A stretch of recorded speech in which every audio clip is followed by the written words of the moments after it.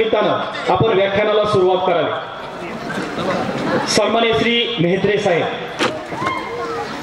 आपल्याला सर्वांना मी फक्त मेहत्रे साहेबांची 1 मिनिटामध्ये ओळख करून देतो। आपल्याला माहिती आहे की त्यांचे आजोबा आबा मेहत्रे म्हणून प्रसिद्ध होते। तसं तर मेहत्रे घराण्यामध्ये जयवंत तात्या पण पैलवान होते, अर्जुन मेहत्रे पण पैलवान होते आणि ज्योतिराम मेहत्रे सुद्धा पैलवान होते आणि गुरुजी सुद्धा आगामी पहिल्या काळामध्ये पैलवान होते, परंतु कुस्तीचे ते अत्यंत निवेदक होते। 1 मिनिट, हां, ते महत्त्वाचं सांगणं आहे, कारण युवराज हे नाव कसं पडलं आणि माणूस कसा घडला जातो त्याचं मी उदाहरण सांगणार आहे। 1976 सालचा महाराष्ट्रामधला नामवंत कुस्तीपट्टू म्हणून ज्याचा गौरव केला जात होता तो युवराज पाटील पैलवान होते आणि आबा मेहत्रेंची अशी इच्छा होती की त्यानंतर 1979ला साहेबांचा जन्म झाला आणि आबा मेहत्रेंच्या मनामध्ये असं आलं की माझा सुद्धा नातू हा या युवराज पाटलासारखा महाराष्ट्रामध्ये कुस्तीपट्टू झाला पाहिजे आणि म्हणून त्या युवराज पाटलांच्या नावावरून साहेबांचं नाव युवराज ठेवण्यात आलेलं आहे। मला या ठिकाणी उपस्थितांना त्यांना एकच सांगायचं आहे, जरी कुस्तीमध्ये साहेब महाराष्ट्र केसरी झाले नसले तरी आज महाराष्ट्रामध्ये प्रशासनामधले केसरी हे युवराज मेहत्रे साहेब आहेत आणि आम्हाला साहेब तुमचा अभिमान वाटतो की वरकुटे खुर्द गावचे सुपुत्र आहेत आणि मी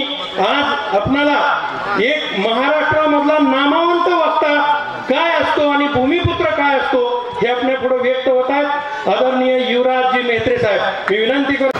त्याच्यामुळे मी पण आपल्याला जास्त बोर करणार नाही। जिच्या खुशीमध्ये स्वाभिमान जन्माला आला त्या राजमाता जिजाऊ, जिच्या पुण्याईनं तुम्ही आम्ही आज इथपर्यंत पोहोचलो, इथं बसून एवढ्या चांगल्या वातावरणामध्ये, चांगल्या संध्याकाळच्या वातावरणामध्ये आपण बसू शकतोय, म्हणजे महिला सुद्धा खुर्चीवर बसू शकतात। ती आई सावित्री, राजमाता अहिल्यादेवी होळकर, माता रमाबाई, सर्वच विभूती ज्यांनी ज्यांनी या महाराष्ट्राच्या मातेला आणि इथल्या महाराष्ट्रातल्या माणसांच्या मतीला, महाराष्ट्रातल्या माणसांच्या बुद्धीला घडवले, त्या सर्वांच्या चरणी सर्वप्रथम विनम्र अभिवादन करतो। नुकतेच आपल्याला या इथं उपस्थित राहून आपल्या कार्यक्रमाची शोभा वाढवली आणि आपल्या सर्वांचा उत्साह वाढवला आणि लाडक्या बहिणींचं ज्यांनी कौतुक केलं ते लाडके भाऊ, आता भाऊ म्हणावं का मामा म्हणावं हे मला प्रश्न पडलाय। तुमच्या सगळ्यांचे भाऊ असतील पण आमच्या सगळ्यांचे ते मामाच आहेत। खरं तर मामा हा शब्द कानाने ऐकायचा नसतो, तो कानाचं काळीज करून ऐकायचा असतो, कारण सगळ्यांनी आपलं बालपण आठवून पहा। मामाच्या घरी जायचं म्हणलं की त्याच्या एवढं सुख किंवा त्याच्या एवढा आनंद कधीच कोणाला होत नव्हता। असे आपल्या सर्वांचे लाडके नेते नामदार सन्मान्य श्री भरणे मामा येऊन गेले। मी सर्वच मान्यवरांची माफी मागतो आणि वेळेची मर्यादा घेता नामोल्लेख टाळतो।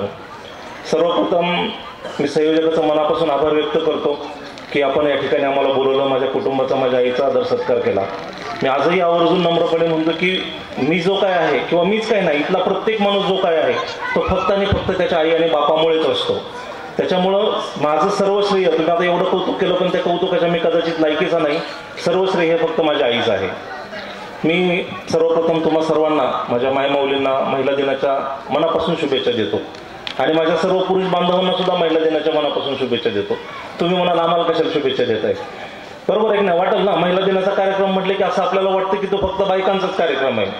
मी 3 वर्षापूर्वी नांदेडमध्ये होतो, नांदेडमध्ये असाच महिला दिनाचा कार्यक्रम आयोजित झाला आणि एक जण उठला अधिकारी आणि तो भाषण तावाने करायला लागला। नाही म्हणला, तर लय अवघड झाले म्हणला, सगळे कायदे बिदे म्हणला बायांच्या बाजून झालेत म्हणला, पुरुषांचा पण एक दिवस साजरा करायला पाहिजे म्हणला। खरं तर पुरुष आणि स्त्री हे एका रथाची 2 चाक आहेत। गाडीचं एक चाक जाग्याला थांबलं आणि एकच चाक जर पळायला लागलं तर गाडी फिरत फिरत नुसती गोल गोल फिरत राहील, ती पुढं कधीच जाणार नाही। त्याच्यामुळं पुरुषांना वगळून स्त्री मुक्तीची किंवा स्त्री सन्मानाची, स्त्री सक्षमीकरणाची चळवळ कधीच पूर्णत्वास जाणार नाही। त्याच्यामुळे मी शुभेच्छा महिलांनाही देतो आणि पुरुषांनाही देतो। आपण जर आपला इतिहास बघितला तर आपल्या इतिहासानं कायमच स्त्रियांवरती अन्याय केलाय, म्हणजे अभ्यास जर केला, आपण सगळ्यांनी केलेलाच आहे। आपण जर पाहिलं महाभारतामध्ये कैकई नावाची एक स्त्री होती, तिचे एवढं तर बदनाम कुणालाच केलं नाही। कोणाचं नाव आहे का इथं कैकई? कधीच ठेवत नाहीत। बाकी सगळ्याची नावं ठेवतील, सीता ठेवतील, राधा ठेवतील, गंगूबाई ठेवतील, अजून काही ठेवतील, पण कैकई नाव मात्र ठेवत नाहीत का? तिनं लय वाटोळ केलं म्हणतात, तिच्यामुळं रामायण घडलं। तसंच द्रौपदीला पण म्हणतात की द्रौपदीमुळे महाभारत घडलं। खरं तर द्रौपदीमुळे महाभारत घडलं हे चांगलं झालं, आपल्या बापाच काय केलं? महाभारत जर झालं नसतं तर दुर्योधनासारख्या अवलादी अशाच पिढ्यानपिढ्या पुढं जोपासल्या गेल्या असत्या. द्रौपदीची राजघराण्यातली स्त्री असून तिची इज्जत जर राज्यसभेमध्ये होत असेल तर तुमच्या आमच्यासारख्या सर्वसामान्याची स्त्रियांची अवस्था किती वाईट झाली असती. त्याच्यामुळे मी म्हणतो की त्यांनी महाभारत घडवलं हे खूप चांगलं झालं. त्याच्या पलीकडे जाऊन मला सांगायचं की त्यांनी नुसतं महाभारत घडवलं नाही, त्यांनी कुटुंब सुद्धा सांभाळलंय. कसं सांभाळलंय आपल्याला माहित नसतं. कैकेयीचं उदाहरण घेऊ आपण. आपल्याला आता इतिहासात सांगितले किंवा गोष्टीच्या पुस्तकात वाचलंय की राजा दशरथाला शाप दिला होता की जसा श्रावण बाळ म्हटलं की मी पुत्रशोकाने मरतोय तसं तू सुद्धा काय होशील, पुत्रवियोगाने मरशील. राजा दशरथ घरी आला आणि घरी आल्यावर त्यानं दुःखात होता. आता कैकेयी ही त्याच्या 4 राण्यांपैकी सर्वात आवडती राणी. तिला सांगितलं की असं असं मला शाप दिलाय, माझ्या हातून एका बाळाचा मृत्यू झाला आणि त्याच्या आईवडिलांनी मला शाप दिलाय की तू सुद्धा आमच्यासारखा पुत्रवियोगाने मरशील. कैकेयी विचार करत राहिली की काय करावं. पुत्रवियोग म्हणजे श्रावण बाळ मेला म्हणून त्याच्या वियोगाने आईबाप मेले. एखादा माणूस मरणं म्हणजे वियोग नसतो. ज्याच्यावर तुमचा जीव आहे, सर्वात जास्त जीव आहे, जीवापाड प्रेम करता, असा माणूस आपल्यापासून दूर जाणं आणि तो कष्टामध्ये आहे हा सुद्धा एक प्रकारचा वियोग असतो. म्हणजे तिनं रामाला वाचवायचं होतं म्हणून तिनं रामाला वनवासाला पाठवलं की जेणेकरून पुत्रवियोग दशरथाला होईल. दशरथ मेला तरी चालेल, त्याचं आयुष्य संपलंय. 10तले किती गेले, 8 गेले आणि 2 राहिले, परंतु माझा राम वाचायला पाहिजे ही कैकेयीची भावना कदाचित असेल, आपल्याला माहित नाही. पण आपण जेव्हा इतिहासाचा अभ्यास करतो तेव्हा दुसऱ्या नजरेने सुद्धा आपल्याला पाहायला लागेल.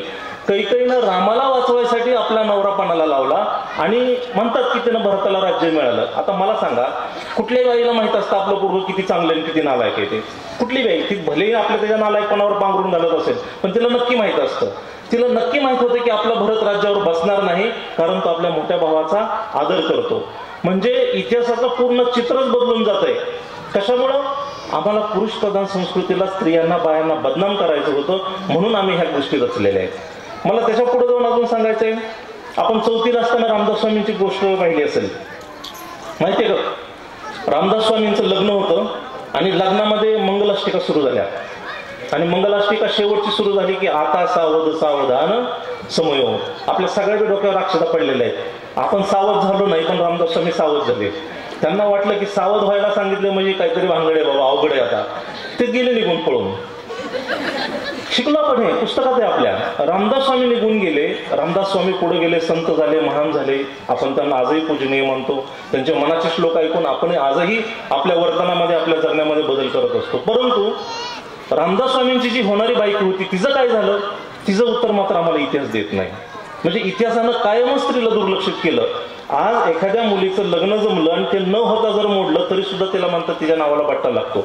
त्या काळात जर एखादी स्त्री लग्नावर उभं राहिली, आता अक्षदाच टाकायच्या, त्यावेळेस जर तिचं लग्न मोडत असेल तर तिचं काय झालं असेल?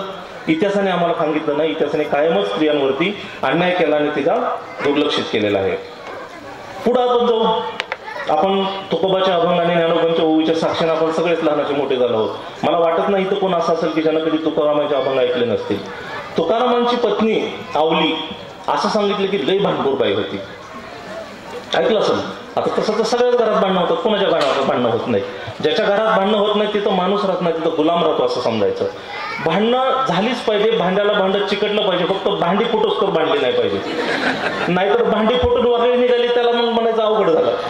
भांडणं झालंच पाहिजे. ज्या अर्थी भांडणं होते त्या अर्थी तुम्ही समोरच्या व्यक्तीचा तुम्ही सन्मान करताय, म्हणून त्याच्या विचाराचा आदर करताय, म्हणून तुम्ही भांडण होत आहे. भांडण नाही झाले तर तो माणूस गुलाम केलाय आपण असं समजायचं. तुकोबारायांची आवली असं आम्हाला सांगितलं होतं की लय भांडखोर बाई होती, तिला वैतागूनच तुकाराम महाराज भंडारा डोंगरावर गेले, मग त्यांना पांडुरंगाचा साक्षात्कार झाला. खरं वाटतं का हे? इतिहासात जर आपण बारीक अभ्यास केला आता लक्षात येतं की तुकाराम महाराज जेव्हा भंडारा डोंगरावर एकांतात जाऊन परमेश्वराचं चिंतन करत होते तेव्हा त्यांची पत्नी आवली अनवाणी पायाने उन्हातानात फुपाट्यात पायात काटे मोडले तरी सुद्धा डोक्यावर भाकरी आणि गार मडक्यामध्ये थंड पाणी घेऊन तुकारामांना जेवायला गाव घालायची. तिथं जायची, आधी त्यांना जीव घालायची, मगच स्वतः जेवायची. अशी बाई भांडखोर कशी असू शकते?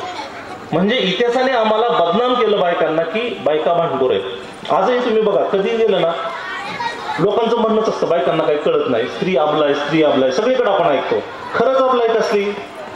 मला सांगा, आता सगळ्यांच्या घरी लेकरं झालेली आहेत. मुलगी जन्माला आल्यानंतर ती किती महिन्यामध्ये मान धरते? मान धरते माहिती आहे ना आपल्याला? किती महिन्यात धरते माहित नाही? 3-4 महिन्यात धरते. आणि मुलगा म्हणजे मुलगी 3च महिन्यात मान धरते आणि मुलगा 6 महिन्याचा झाला तरी अंगठा चुकतोय आमचा वंशाचा दिवा. मला सांगा कोण आपला आहे? पुरुष आपला आहे का स्त्री आपला आहे? जिला निसर्गानंच ताकद दिली, तिला स्वतःला सबला बनवले, तिला तुम्ही आम्ही आपला कसं म्हणतो? मग काय झालं तर आमच्या पुरुषपराध संस्कृतीनं मुद्दामहून बायकांना डिमीन करण्यासाठी किंवा त्यांना दुय्यम नेकण्यासाठी ह्या सगळ्या गोष्टी रचल्या की स्त्री काय आहे, आपला आहे. पाठीमागे एक पिक्चर आला होता बघा, मर्द पिक्चर. आपल्यापैकी बऱ्याच जणांनी बघितलं असेल जुन्या काळात. अमिताभ बच्चनचा पिक्चर होता मर्द. त्याच्यामध्ये एक डायलॉग होता, मर्द को दर्द नाही होता. ऐकलं का तुम्ही? पुरुषांनी पण आपण बघितलं ना, मर्द को दर्द नाही होता. कसं काय दर्द नाही होता? आपटो दिवस बिताडावर डोकं बघू दर्द होत आहे की नाही? दर्द होत आहे. पण ते काय झाले, आमच्या संस्कृतीनं, आमच्या पिढ्यानपिढ्या पुरुष प्रधान संस्कृतीनं, समाजानं असं सांगितलंय की बायकांना रडणं हे त्यांना शोभतं, पुरुषांनी रडायचं नसतं. साधी गोष्ट अशी ही लहान मुलं जर खेळत असतील ना अंगणामध्ये आणि पोरगं पडलं आणि त्याला खरचटलं आणि ते जर रडत रडत आई राहिलं तर आई काय म्हणते त्याला? गप्पे बायांसारखं काय रडतोय म्हणते की नाही? ते तेव्हापासून त्याच्या डोक्यात बसलंय पुरुषाच्या की अरे रडायचं हे आपलं काम नाही, हे कोणाचं काम आहे? ते बायांचं काम आहे. आणि रडणं म्हणजे हे दुय्यम आहे, हलकं आहे काहीतरी, आपण रडायचं नाही. ते रडतच नाही हो. ते तुम्ही बघा एका त्याच्या मैत्रीला जर गेलं ना सीन लय भारी जातो. आता म्हणजे हसू नका कुणी, त्या डेड बॉडी पशी ते जिथं ठेवलेलं राहतं तिथं सगळा बायांचा घोळका बसलेला असतो. एखादी कुणीतरी पाहुणी येते, ती रस्त्यावरून गाडीतून उतरली की ती रडायला लागते. तिच्याबरोबर सगळ्या बायका कोरसमध्ये एकत्र रडायला लागतात. कोण नात्याची कोण वतेची माहीत नसतं, पण सगळ्याजणी रडतात. थोड्या वेळ रडून झालं की पुन्हा सगळ्याजणी शांत होतात. पुन्हा थोड्या वेळाने अजून कुणीतरी एखादी पाहुणी येते की ती तिथून रडायला लागली, ओरडत आली की पुन्हा सगळ्याजणी रडायला लागतात. पुरुषांचं असं आहे का? ती चपला नीट करल, ह्याला पाणी दे, त्याला फोन कर, लाकडं निघली का, हे रडतच नाही. आताच मामाने सांगितलंय की नाही रडलं तर किंवा नाही असलं तर काय होतंय, मनामध्ये गाठी निर्माण होतात. तुम्ही कुणीही सांगा, महिलांमध्ये हार्ट अटॅकचं प्रमाण जास्त आहे का? ते डॉक्टर साहेब असतील. पुरुषांमध्ये हार्ट अटॅकचं प्रमाण जास्त आहे. आम्ही रडायचंच विसरून गेलोय, हसायचं बी विसरून गेलोय, रडायचं बी विसरून गेलोय. माझं म्हणणं एकदा थोडंसं रडून घ्यायला पाहिजे बघा. म्हणजे रडून घ्यायला पाहिजे कुणी? पुरुषांनी. आता पुरुषांनी रडून घ्यायला पाहिजे म्हणजे की बायका हसायला लागतात. जोपर्यंत हे हसणं बंद होत नाही, पुरुषांचं रडणं सुद्धा तेवढ्याच सन्मानाचं जोपर्यंत होत नाही, तोपर्यंत आमच्यामध्ये स्त्री पुरुष समानता येणार नाही. आणि त्याच्यासाठी आम्हाला काय करावं लागेल? पुरुषांना सुद्धा मन मोकळं करावं लागेल. जर मन नाही मोकळं, आपण पाहतो, तुम्ही आठवण बघा ना, आपल्या घरातले आपले वडील असतील, आजोबा असतील, शेवटच्या कधी रडलेत आठवण बघा एकदा. रडतच नाही ते, रडत नाही, कुडत कुडत तसेच मरून जातात. माझं म्हणणं आहे की हसणं आणि रडणं ह्या माणसाच्या 2 मूलभूत गरज आहेत. जसं भीती, आपण म्हणतो भीती सुद्धा मूलभूत गरज आहे. पण आपण काय केलंय तर लहान पोरांना भीती कशासाठी असते? सेल्फ डिफेन्स मेकॅनिझम आहे, म्हणजे स्वसंरक्षणाचं. रस्त्याने साप दिसला आणि आपण म्हणलं हे काय करतोय बघून जाऊन त्याच्याकडे गेलो तर आपल्याला चावल नको, किंवा कोणी बी असू दे, भीती सुद्धा ही सेल्फ डिफेन्स. साप दिसला की पळून जाणं हे चांगल्या माणसाचं लक्षण आहे, म्हणजे ते सेल्फ डिफेन्स मेकॅनिझम आहे. ते निसर्गामध्ये आपल्यामध्ये. पण आपण काय केलंय, पोरगण नाही जेवलं की हे जेव, नाहीतर अंधारात तरी बाबा आलाय. त्याला अशा काही भीती घालून ठेवल्यात, त्याच्यामुळे त्याचं रडणं बी असरून गेलं. भीती सुद्धा त्याची काय झाली, नको त्या गोष्टीची इतकी वाढून बसली की ती भीती ही फक्त संरक्षणासाठी आहे हे न समजता ते कशाला बी व्हायला लागले. आता मला सांगायचंय की स्त्री पुरुष समानतेमध्ये जसं इतिहासाने आमच्या स्त्रियांवरती अन्याय केला, मग सगळ्या स्त्रियांवरती अन्याय केला का? चांगलं काही झालं की नाही इतिहासात? झालं ना. एक उदाहरण सांगतो तुम्हाला. मंगळवेड्याचं संत चोखा महाराज, तुम्ही ऐकले असतील, चोखोबाचे अभंग. अबीर गुलाल उधळीत रंग, नाता घरी माझे नाचे माझा सखा पांडुरंग. खूप सुंदर अभंग आहे चोखा महाराजांचा. चोखा महाराज त्या काळामध्ये जातीनं अस्पृश्य होते.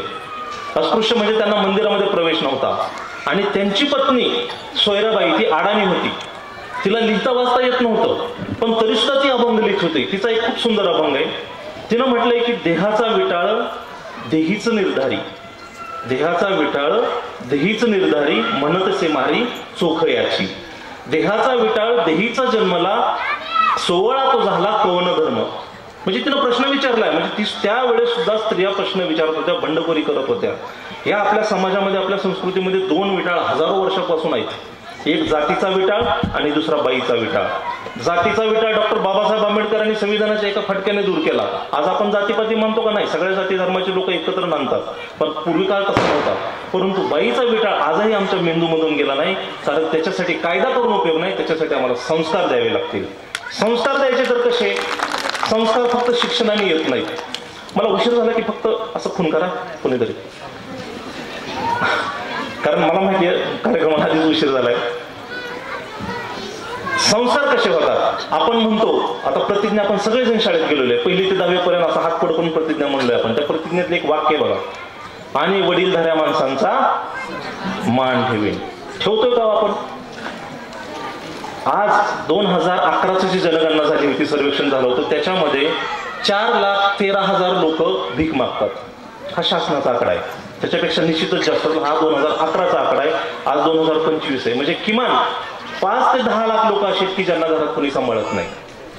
सगळ्यांनी शिकलेत थोरा मोठ्यांचा मान ठेवीन. मग का असं झालं? त्याला कारण असं झालं की आम्ही फक्त पोरांना लिहायला आणि वाचायला शिकवलं, अनुकरणातून शिकवलं नाही. आणि कोणी, तुम्ही आणि सुद्धा, आपण फक्त लिहून वाचून शिकत नाही, अनुकरणातून जास्त शिकतो. इथं बसलेल्यापैकी कोण असा आहे की ज्यानं आयुष्यात कधी शिवी दिली नाही? कोण आहे असा? कोणी विचारते डोकून सांगावं, मी आयुष्यात कधी शिवी दिली नाही? सगळेजण शिवी देतात. कुणी शिकवली आपल्याला शिवी?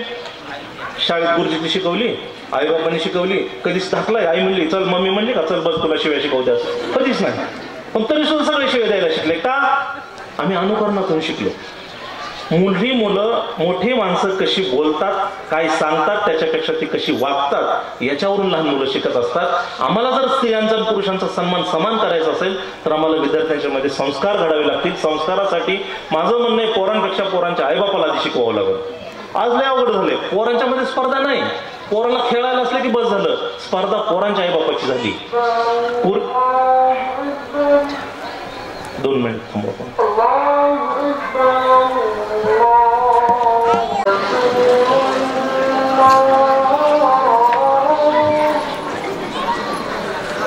कसे होतात ते सांगतो आपण. शाळा इथं जवळच आहे. शाळेच्या भिंतीवर कदाचित सुविचार लिहिलेला असेल बघा, नेहमी खरे बोलावे. असं कोण आहे बरं ज्यांना सांगा की ज्यांना आयुष्यात कधीच खोटं बोललं नाही? आपण तर पोरांना सांगतोय नेहमी खरं बोला, सत्यमेव जयते. पण सगळ्यातला बड्याच्या अवलाद आहेत तुमच्या मायासकट. आम्ही सुद्धा, माझे पोरं बघतात, होऊन झाला तर मी हळूच सांगत असतो मीटिंग मध्ये म्हणून. खरं तर नसतोच, तरी मी सांगत असतो. म्हणजे आम्ही सांगतोय वेगळं आणि वागतोय वेगळं.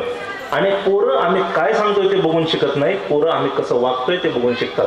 का नाही आम्ही सांगू शकत पोरांना की जिथं व्यापक समाज हित आहे, जिथं समाजाचं मोठं व्यापक हित आहे, त्या ठिकाणी खोटं बोललं तरी चालेल. आणि बोललेच ना, आमचा इतिहास आहे. महाभारताचं युद्ध सुरू होतं, द्रोणाचार्य पराजयच होत नव्हते. आणि द्रोणाचार्य जोपर्यंत म्हणत नाही तोपर्यंत पांडव जिंकणे शक्य नव्हते. मग कृष्णाने काय केलं? अश्वत्थामा नावाचा हत्ती मारला आणि रणांगणामध्ये अशी बातमी पसरवली की अश्वत्थामा मेला. खोटीच बातमी होती ती. का अशी पसरवली? का तर द्रोणाचार्यांचा सगळा जीव आपल्या पोराच्या मध्ये अश्वत्थाम्यामध्ये होता. अश्वत्थामा मेला ही बातमी जेव्हा त्यांनी ऐकली, खरी का खोटी माहीत नाही, खोटीच होती, पण ते गप्पन खाली बसले, हातातली तलवार गळून पडली आणि नेमकं तेवढ्या वेळामध्ये द्रौपदीच्या भावाने त्याचं मुंडकं छाटलं आणि मग महाभारतामध्ये पांडवांचा विजय. ते जर खोटं बोललं नसतं तर आज कदाचित तुम्ही आम्ही वेगळ्या अवस्थेत, कदाचित तुम्ही आम्ही आज गुलामच असतो हजारो वर्षापासून. मला इतकंच सांगायचं की आमच्या वागण्यामध्ये आणि आमच्या बोलण्यामध्ये जमीन आसमानचा फरक आहे. आम्हाला जर स्त्रियांचा सन्मान करायचा असेल तर आधी आमच्या वागण्यामध्ये बदल करावा लागेल. संस्कार कसे होतात? संस्कार साधी गोष्ट आहे. आपल्या घराच्या अंगणामध्ये किंवा घरामध्ये पाण्याचा ग्लास जर सांडला तर काय होतं? पाणी समान पसरतं का सगळीकडे सारखं? कसं जातं? कुठीकडे तरी एका दिशेने जिकडं त्याला कमी प्रतिरोध होतोय त्या दिशेने ते पाणी काय होतं? वाहत जातं. कालांतराने ते पाणी सुकतं, वाफ होते किंवा मुरून जातं, पण ती रेग तशीच राहते. पुन्हा जेव्हा त्याच्यावरती पाणी सांडलं जातं तेव्हा पाणी त्याच पहिल्याच मार्गावरून जातं. संस्कार सुद्धा असेच असतात. वयात येताना मुलं जशी वागतात, त्यांना जो अनुभव आलेला असतो तसेच ते आयुष्यभर वागत राहतात. आता आपल्याकडे बघा, एवढे डाळिंबीचे पेरूचे पैसे झाले. ते पैसे झाल्यानंतर त्यातून नवीन रान विकत घ्यायचंय का हायर रान विकून डाब्यावर जाऊन बसायचंय, हे त्याचा पहिला संस्कार जो घट्ट झालाय त्याच्यानुसार होणार आहे. प्रत्येकाच्याच बाबतीत हे आहे. म्हणजे संस्कार हे कसे होतात? वयात येताना आई बापांचं मुलांकडे लक्ष असलंच पाहिजे. कसं असलं पाहिजे? साधं उदाहरण, आता मामाने सांगितलं सासू सुनेचं, मी तोच धागा पकडून सांगतो. संध्याकाळचं एक वेळचं जेवण प्रत्येकाच्या घरामध्ये सगळ्यांनी एकत्र करायचं आणि ते करत असताना टीव्ही बंद करायचा. आपलं सगळं उलट आहे. आपल्या घरात पुढे टीव्ही चाललेला असतो, डाव्या हातात मोबाईल असतो, उजव्या हाताने खात असतो, भाजी खातोय का काय खातोय हे आपल्याला बी कळत नाही. हे सगळं बंद करा. त्याच्यासाठी संध्याकाळचं एक वेळ जेवण सगळ्यांनी एकत्र खायचं. कुमार मंगलम बिर्ला नावाचे खूप मोठे उद्योजक आहेत. त्यांनी एका मुलाखतीमध्ये सांगितलं होतं की त्यांची आई 80 वर्षाची होती. त्या म्हातारीचा एवढा दरारा होता की तिनं सांगून ठेवलं होतं की सगळ्यांनी जेवायच्या टेबलवर आलं की ते एक भांडं पुढं करायचे, सगळ्यांनी आपापले फोन त्याच्यात टाकायचे. आता कुमार मंगलम बिर्लामध्ये हजारो कोटीचा व्यवसाय करणारा माणूस, त्याला किती फोन आते असतील, पण नाही, आईचा नियम होता की सगळ्यांनी काय करायचे, फोन त्या डब्यात टाकायचे आणि 2 तास कोणीच फोनला हात लावायचा नाही, सगळ्यांनी एकत्र बसून जेवायचं, गप्पा मारायच्या. आपल्या घरात असं किती वेळा होतं? आपली मुलं आपलं काय ऐकत नाही त्याचं कारणच हे की आपण त्यांच्या पुढे चांगले संस्कार, चांगले अनुभव देत नाही. काहीच अवघड नाही, सुनबाईने उगाच सासूबाला बनायचं, घ्या की आत्याबाई थोडीशी कोरभर बकरी, काय फरक पडतोय? ते आपलं सकाळी भांडण तर झालेलं असताना, बोलायचं का नसताना परत, पण उगाच म्हणायचं पोरांच्या समोर का? कारण ते लेकरू पाहतंय की माझी आई माझ्या आजीची काळजी घेते, ते बघतंय माझा बाप माझ्या आजोबाची काळजी घेतोय, पुढे भविष्यात सुद्धा तेच तसंच वागणार आहे. त्याला किती बी सांगा तुम्ही थोरा मोठ्यांचा आदर करा आणि ह्याच्या पाया पड, त्याच्या पाया पड, ह्याच्या पाया पडल, पण ते म्हातारा झाल्यावर लाताच घालत. का? कारण त्यानं बघितलंय माझ्या घरामध्ये माझी आई, माझा बाप त्याच्या आई बापाला नीट बोलत नव्हता. म्हणून माझं म्हणणं आहे की शिक्षण हे शाळेपेक्षा घरामध्ये चांगलं दिलं जातं, घरामध्ये माणसं कशी वागतात त्याच्यानुसार होत जातं. आपल्या समाजामध्ये स्त्री पुरुषांचा सन्मान का होत नाही? समानता आली का? आता आपल्या राज्यघटनेमध्ये कलम 14 सांगितलंय की स्त्री पुरुष समान आहेत. आहे का समान सगळे? तुम्हाला काय वाटतं, समान आहेत का? नाहीत समान. काय करावं लागेल त्याच्यासाठी? आम्हाला श्रमप्रतिष्ठा जपावी लागेल. श्रमप्रतिष्ठा म्हणजे काय? आजही पुरुषांनी रडणं जसं हलकं समजलं जातं, पुरुषांनी तशी घरातली कामं करणं हे सुद्धा हलकं समजलं जातं. कुठला पुरुष बघितलाय का भांडी घासताना? सांगणार नाही ना ते.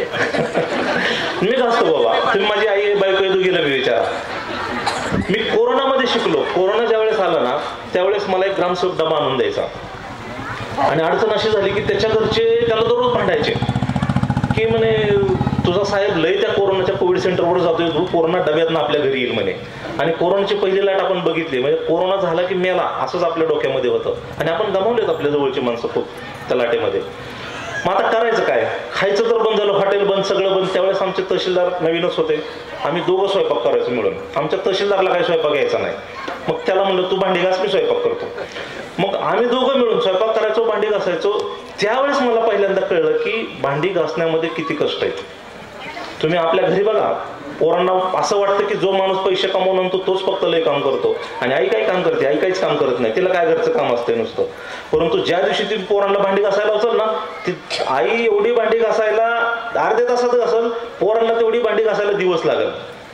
म्हणजे तुकारामाने आम्हाला सांगितले की जेव्हा जावं ज्याच्या वंशात तेव्हा येई कळो. आम्हाला आमच्या आईचं दुःख जर समजून घ्यायचं असेल तर आम्हाला आमच्या आईचं काम करावंच लागेल. आणि हे फक्त मी सांगतोय म्हणून नाही, इतिहासाने आम्हाला सांगितलंय. आम्हाला गोष्टीच्या पुस्तकात शिकलो आम्ही. श्यामची आई नावाचं पुस्तक आहे, त्याच्यामध्ये साने गुरुजींची खूप सुंदर आठवण सांगितली. त्यांनी म्हटलंय की त्यांची आई दररोज कळशी घेऊन विहिरीवर पाण्याला जायची आणि कळशी भरून पाणी आणायची आणि मंदिराला प्रदक्षिणा घालायची आणि त्या देवावर पाण्याचा अभिषेक करायची. एकदा काय झालं की ती आजारी पडली, तिला चालता येईना.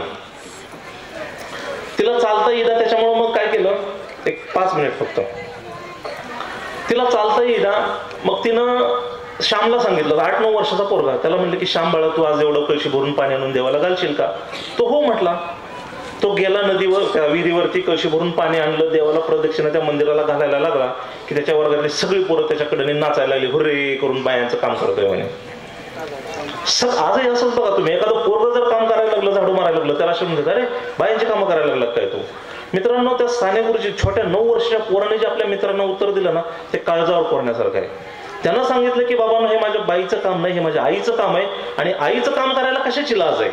ज्या दिवशी आम्हाला पुरुषांना वाटेल की आईचं किंवा बाईचं काम हे एकच काम आहे, त्याची आम्हाला लाज वाटणार नाही, त्या दिवशी खऱ्या अर्थाने आम्ही जागतिक महिला दिन साजरा केला असं म्हणावे लागेल. खरं मला इशारा केलाय त्याच्यामुळे मी जास्त वेळ घेणार नाही. 2 गोष्टी फक्त सांगायच्या की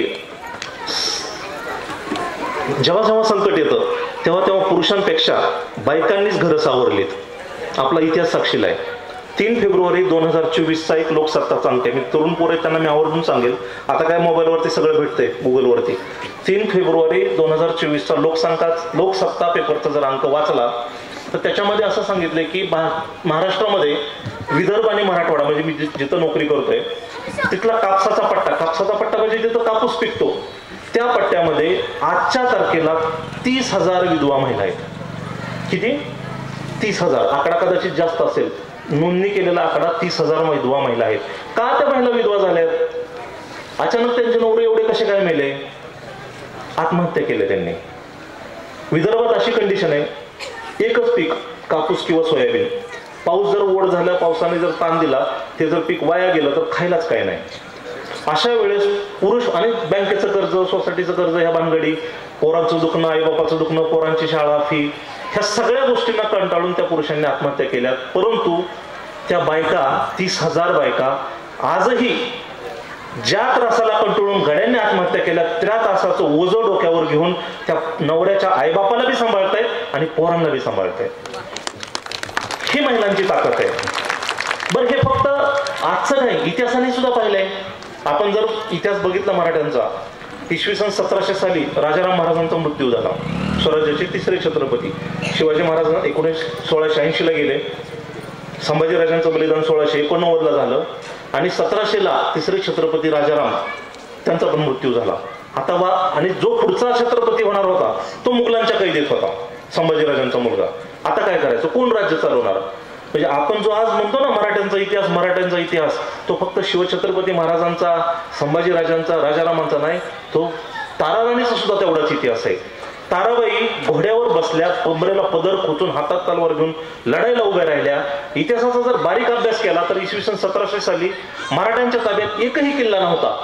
4 वर्षात ताराबाईंनी सगळ्या सरदारांना जमा करून 300 किल्ले पुन्हा 4 वर्षात जसेच्या तसे मुघलांकडून जिंकून घेतले. म्हणजे स्त्रिया फक्त घर सांभाळत नाही, संकट आलं तर राज्य सुद्धा सांभाळतात. ही खरी स्त्रियांची ताकद आहे. आणि अशा स्त्रियांचा जर आम्ही सन्मान करत नसू तर आमच्यासारखे करंटे आम्हीच असू. मला फक्त इतकंच सांगायचं की स्त्रियांचा सन्मान करण्यासाठी त्यांना सत्कार करणं, त्यांच्याशी गोड गोड बोलणं नाही, तर त्यांना त्यांचं काम मोकळेपणानं, स्वातंत्र्यानं करू देणं. आज तुम्ही जर पाहिलं तर जीवनाच्या प्रत्येक क्षेत्रामध्ये महिला काम करते. आपल्या देशाच्या राष्ट्रपती सुद्धा महामहिम एक महिला आहे.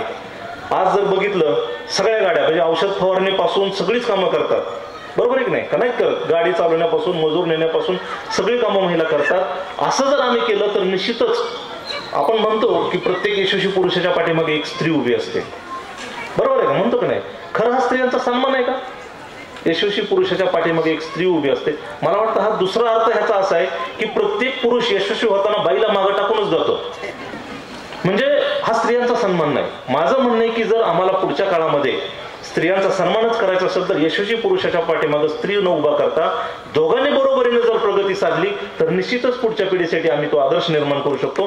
तो आदर्श या ठिकाणी आपण पुढच्या काळामध्ये करूया. सगळं झालं, शिक्षण झालं, मग सगळे प्रश्न संपले का समाजातले? स्त्रियांना समान दर्जा दिला, शिक्षण आहे, शाळा आहे, कॉलेज आहे, डॉक्टर आहेत, इंजिनियर आहेत, विमान चालवतात, तरी सुद्धा समाजातले महिलांचे प्रश्न संपले का? आजही म्हणावं असं वाटतं नाही. का नाही? मी ज्यावेळेस MPSCचा अभ्यास करत होतो 2011 साली, त्यावेळेस मी एक आर्टिकल वाचलं होतं. मुंबई शहरामध्ये गर्भपाताचं जे अधिकृत केंद्र आहे, म्हणजे दवाखाने जिथं अधिकृत गर्भपात केला जातो, त्यांचा त्यांनी एक सर्वे केला होता. आणि त्या सर्वेचा निष्कर्ष इतका धक्कादायक होता की प्रत्येक 100 गर्भपातामागे 99 गर्भपात मुलींचे होते. म्हणजे काय, मुलींचे गर्भ वाढत नाहीत असं नाही, आम्हाला जन्माला मुलगी नकोय. का नकोय? आम्हाला वंशाला दिवा पाहिजे. पण आपण जर बारीक निरीक्षण केलं तर पोरं आईबापाला किती सांभाळतात किती नाही माहीत नाही. मी जिथं सांगतो तुम्हाला विदर्भाच्या मराठवाड्याच्या पट्ट्यामध्ये पोरी आईबापाला जास्त सांभाळतात हो. तिथं पोरं दारू पिऊन रोज आईबापाला शिवाय घालतात, तुम्ही आमच्यासाठी काय केलं म्हणून. कधी एखादी पोरगी दारू पिऊन आली आईबापाला शिवाय घातलेलं ऐकली का तुम्ही? काय ऐकली? कधी नाही. तरी सुद्धा आम्हाला काय पाहिजे?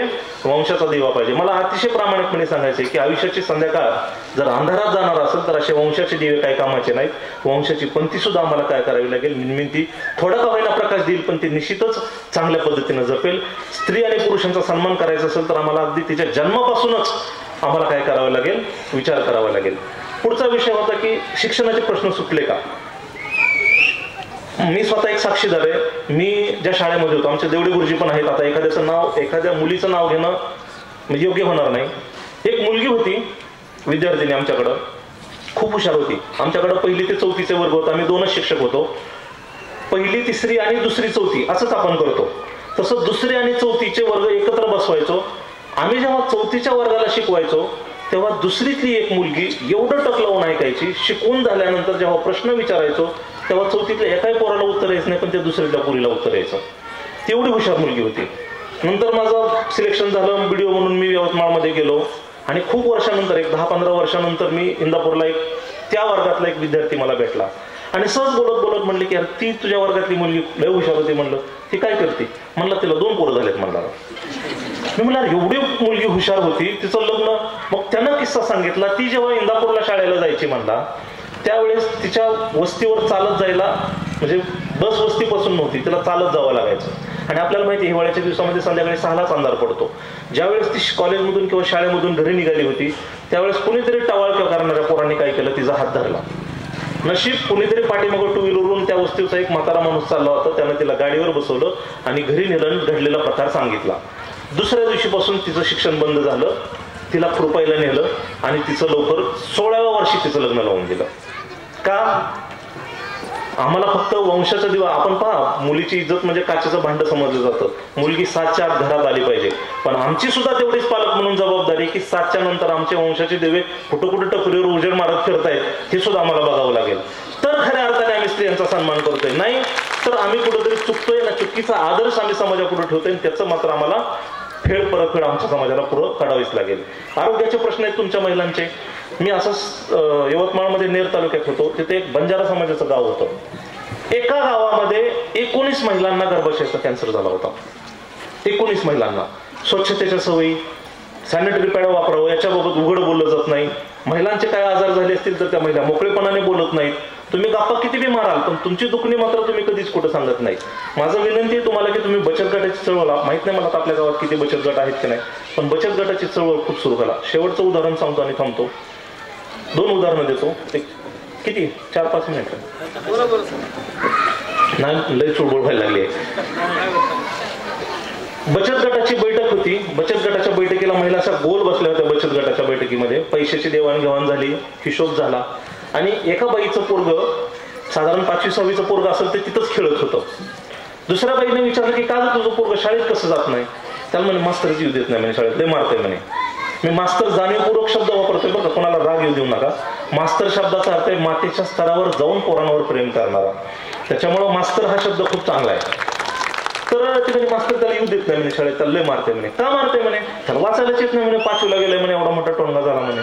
असं कसं म्हणे येत नाही म्हणे. चला म्हणे आपण त्या सगळ्या बचत गटाच्या बायका शाळेत गेल्या.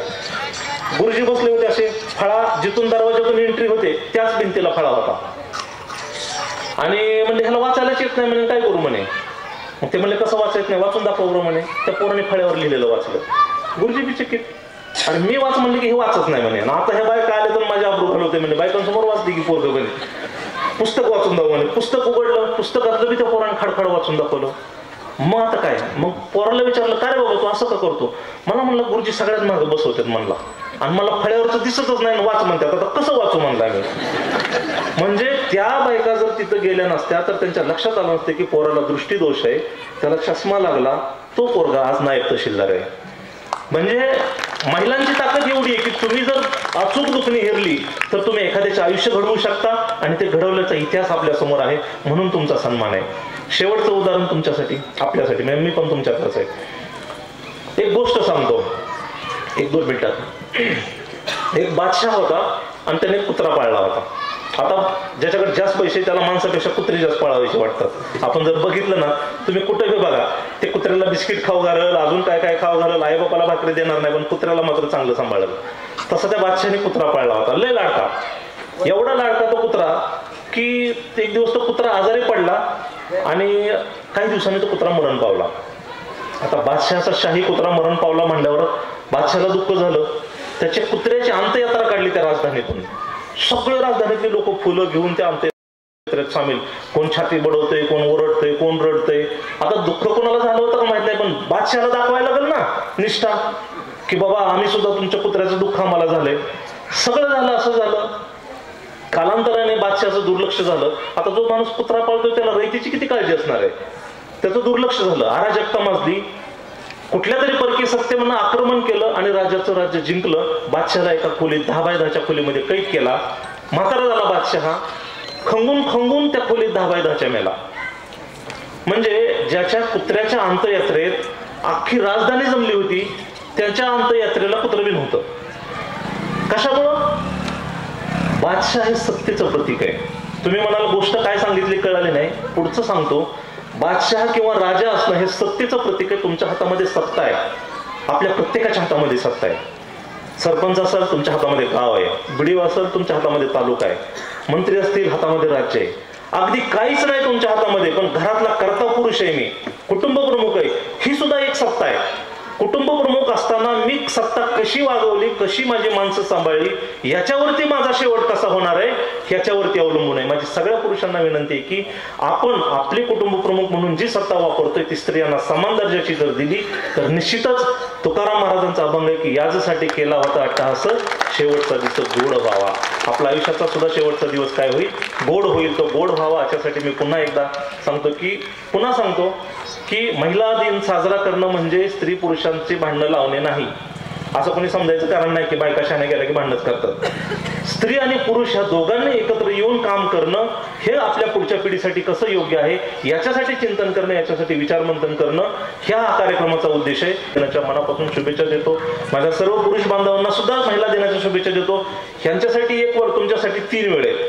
कारण आपली आई शिकली चांगली म्हणून आपल्याला चांगलं शिकायला मिळालं, आपली बायको चांगली शिकली आपल्याला म्हणून आपली पोरं चांगली शिकतायत, आणि आपली चांगली मुलगी शिकली तर आपलं नाव ती उज्ज्वल करणार आहे. तिप्पट शुभेच्छा तुम्हाला महिला दिनाच्या. पुन्हा एकदा आपण या ठिकाणी आम्हाला बोलवलं, आमचा सत्कार केला, आदर केला, त्याच्याबद्दल मनापासून संयोजकाचा धन्यवाद व्यक्त करतो आणि इथंच थांबतो. धन्यवाद.